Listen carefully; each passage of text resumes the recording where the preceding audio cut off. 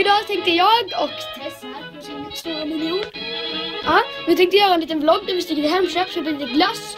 Och så ska vi göra en liten specialare. Så nu går vi. Och jag upptäckte nu på vägen att man måste ha swag när man åker.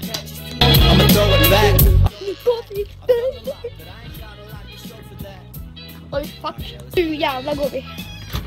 Nu cyklar vi. Och här kommer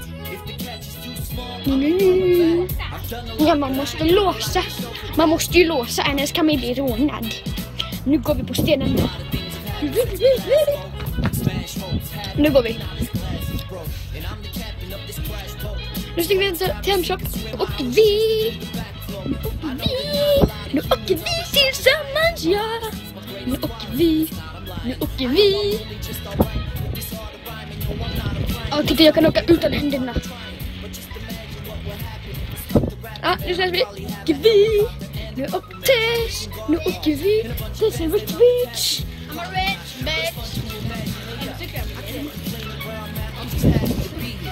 Vi är coola. Nu åker vi. Nu åker vi. Nu är vi framme. Vi är framme.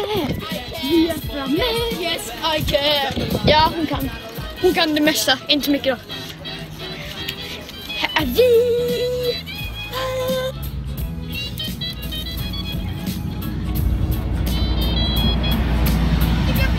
Vad fan?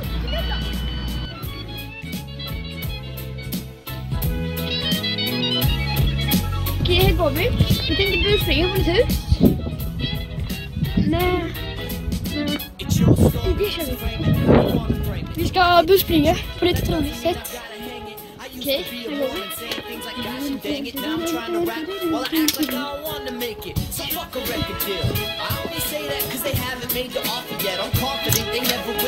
My only competition is myself from the year previous. It's clear to me I have the fear greediness and steer clear from that media hype and devious types. I'm booking my Expedia flights immediately.